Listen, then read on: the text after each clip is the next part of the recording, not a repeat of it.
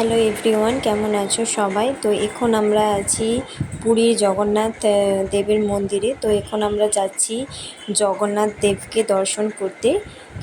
আর এখানে তোমরা দেখতেই পাচ্ছ, যেহেতু সামনে রথ আছে আর এক সপ্তাহ পর রথ, তো তাই এখানে রথ তৈরি করা হচ্ছে। এটা প্রত্যেক বছর এখানে এই সময় রথ তৈরি করা হয়।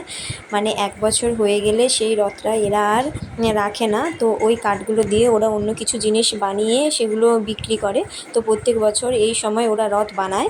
তো আমাদের দুর্ভাগ্যবশত আমরা জগন্নাথ দেবের দর্শন পেলাম না, কারণ যেহেতু জগন্নাথ দেবের স্নানযাত্রা হয়ে গিয়েছিল। তো এখানকার সবাই বলছিল, যেহেতু জগন্নাথ দেব 108 কলসি জলে স্নান করে, তো তাই স্নানযাত্রার পর জগন্নাথ দেবের নাকি জ্বর হয়। তো তাই সেই সময় জগন্নাথ দেবকে মানে দর্শন করতে মানে তীর্থযাত্রীরা পারে না।